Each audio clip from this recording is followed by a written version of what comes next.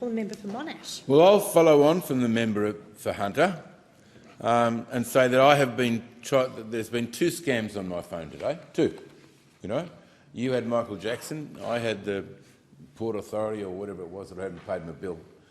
But the point is that the member for Hunter was very right and very clear when he said the government has spent $86 million, which has been planned over a number of years to organise this operation, and it's beginning to work.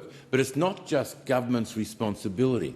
It's the individual's responsibility, and it's the telco's responsibility, and it's the bank's responsibility, and anybody else who can do anything we possibly can do as a nation, as a people, as a tribe, as Tribe Australia, to actually do something about this, because it's your money, your money, your money and your money.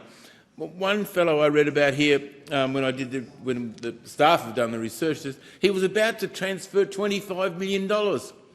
He is an executive, a CEO of an organisation about to transfer, but he made a phone call to his own bank just before he transferred it. And they said it's a scam. $25 million. My own member of my family was building a house, and there was a due payment to be made. It was a considerable amount of money for the new house they were building to go to the builder. But my brother-in-law was lucky. He actually knew the builder, and the builder was a friend of his. And he knew the builder was away at the time. And when he received the email, which was correct, it had the money correct, it had the bank correct, it had this, it just had a different bank account to pay it into. So he said, oh, no, I'll pay it. No, I'll give George a ring. So he gave George a ring. Sure enough, George said, no, I haven't changed my bank accounts. Exactly the same as they were before.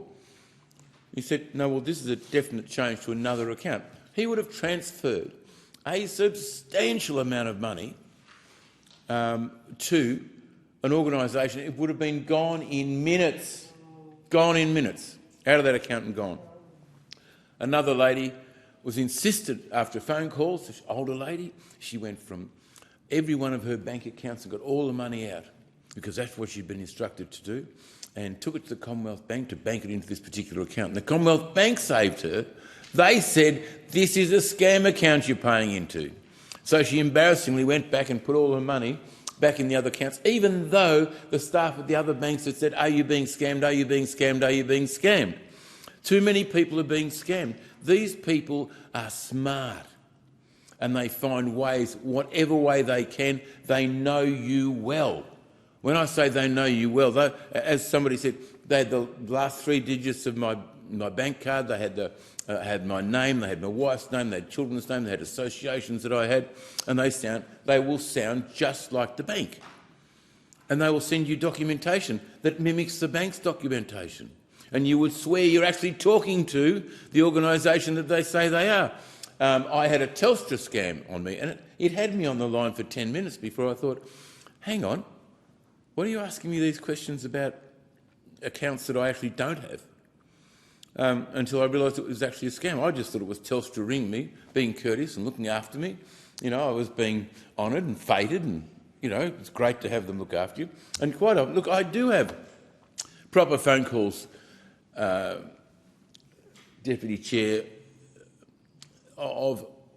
from people that say, I'm your account manager for such and such a bank. You've got some money there, do you want to do something with it? Turns out they're legitimate.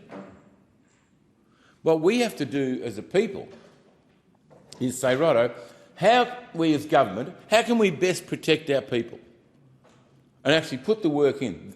But it's not just about what the government can do. And it can't be about just the banks repaying everything that's lost, because then Australia will just become a honeypot for them, because they know that the banks are going to repay it, so let's get into Australia. No, we have to be better than that. We are better than that. We cannot afford to have $3,000 million taken out of our economy each year, owned by decent individuals, smart, bright people. We can't do it.